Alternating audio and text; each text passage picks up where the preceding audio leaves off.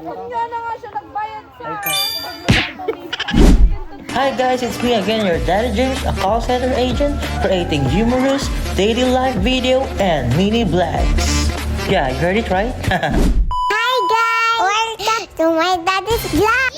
Hi guys, another day, another mini vlog na naman mga pars. Samahan nyo kami sa araw na ito para mag-picnic sa ilalim ng puno ng mangga. Naglalakad na nga kami papunta kung saan kami magsasalo-salo ng aming tanghalian at naunan na nga yung mga kasama namin doon. Medyo challenging nga yung pagbaba dito mga pars. Ganyan naman, dahan-dahan ako. Happy yarn. Yung masukal nga yung nadaanan namin dyan mga pars at sa bukid kami maglalakad para mas mabilis. Yan nga pala kami magsasalo-salo mga pars. If you notice mga pars na hindi namin kasama si Aling Maliit kasi sinakay na nila sa tricycle. Medyo mainit na nga sa puntong yan mga pars dahil mag-aalas 12 na ata yan at tirik na yung araw. Sabi ko nga kay Mami Isabel na magpayong siya pero mas pinili niya yung jersey ko kasi nag-sunblock naman daw siya. Wow, alak nga namin maligo sa ilog after magtanghalian mga pars kasi sa likod niyan may karayan kung tawagin dito sa amin at hindi na malaliman at pwede ding pagliguan. Syempre papakita ko sa inyo yun mamaya at malapit na nga ni kami at sumasalubong na si Aling Maliit dahil kanina pa daw niya kami inaantay. Yung dinadaanan nga pala namin mga pars ay may tanim na talong kaya medyo maingat kami sa paglalakad at sumisipat-sipat na din at baka may bunga na pwede nang mapitas. Joke lang, hindi amin yan. Dito na nga kami mga pars at mamaya na ako ulit mag-voice over at makikita nyo yung kasama namin ay mga kamag-anak lahat ni Mami Isabel. Andyan yung mga bayo ko, pinsan niya, hipag at mga cute na pamangkin.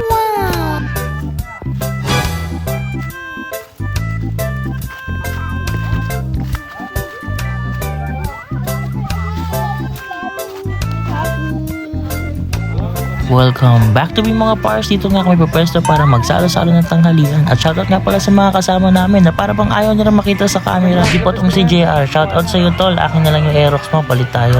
Sa puntong yan nga ay nag-prepare na sila ng aming makakain. At syempre talaga namang nakaka-relax yung ambience dito dahil bukod sa mahangin o feel mo talaga yung probinsya vibes mga pars. Dahil nga medyo malapit lang yung bahay dito mga pars, nagbaon na din kami ng mga pwedeng maidagdag sa kakainin namin mamaya. Habang nag-prepare pa lang ng aming tanghalian, nagpasya sila bumili na muna ng may inom para may umiikot na baso habang nag-aantay. At nga pala sa naka-back ride, yan nga pala si Tikong, pamangkin ni Mami Isabel. Yung nga pala mga parsa, nagsisilbing bubong namin dito at napakasariwa ng hangin. At habang nag-aantay nga kami mga parsa, pakita ko sa inyo kung ano yung mga prepare namin. Dito nga sa gilid ay dito kami nag-iihaw. Diyan na rin nagluto ng kanin at mga kung ano-ano pa. Shoutout nga pala sa mga pamangkin ni Mami Isabel, yan nga pala si Ruby, Julia at Sakari. Tara mga parsa, samahan nyo ako sa sinasabi ko sa inyong Kareano ilog saan kami maliligo mamaya. Malalim nga daw yan mga pars, lagpas tao pag nakaiga.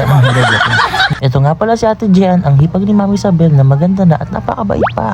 Pamakas ko agad na yung manan, taas si Digan na eh. Hanggang dito na lang ulit ako mag-voice over and I'll be right back. Hello! Hi guys! Nagluluto kami ng talong. Oh wow!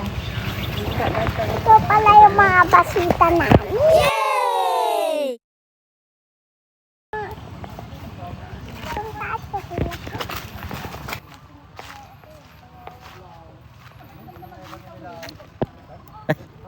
Wala si RJ.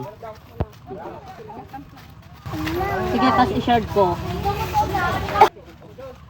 Ay mga pars, medyo malapit na maluto yung mga kainin namin at sa puntong yan, nag-start na din umikot ang tagay. At yan nga mga pars, meron kaming jumping salad so pwede na yan lantakan kahit gumagalaw pa sila. Bali, ang ginawa nga pala nila dyan mga pars is niluto ng bayaw ko sa suka na may kalamansi at inihaw na ganyan. So napakasarap talaga mga pars. Huwag nga pala kami i-judge mga pars kasi hindi JD or Alpha Coke iniinom namin dito.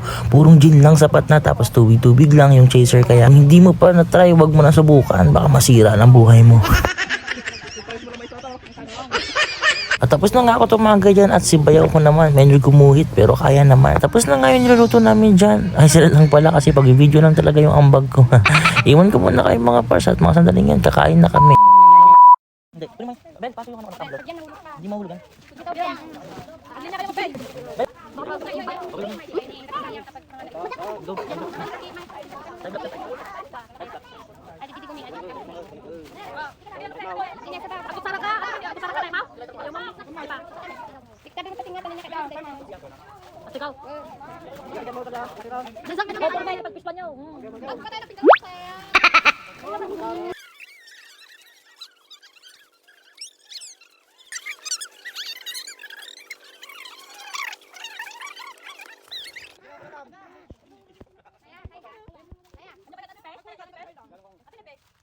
Go. Ayaw mo makalat? Sa po pa rin sa bawi.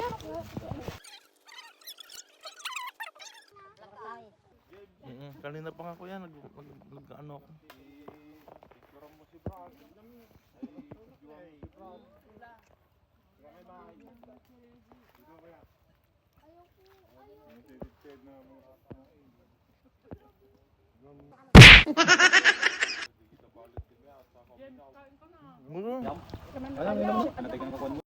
Tapos na nga kami kumain dyan mga pars at pinagpatuloy namin ang pag-ikot ng baso. Dagdagan nga pala kami dyan at dumating yung ibang kamag-anak ni Mami Isabel. Sa puntong yan, nauna na kami umuwi dahil may pupuntahan pa kami at malapit na din matapos ang mini vlog na ito. Sana'y napasaya ko kayo kahit papano at maibahagi ang simpleng buhay na meron kami at salamat na din sa patuloy na pagsuporta. Kayo talaga yung inspirasyon ko sa pagbablog kaya i-share, react at comment mo naman.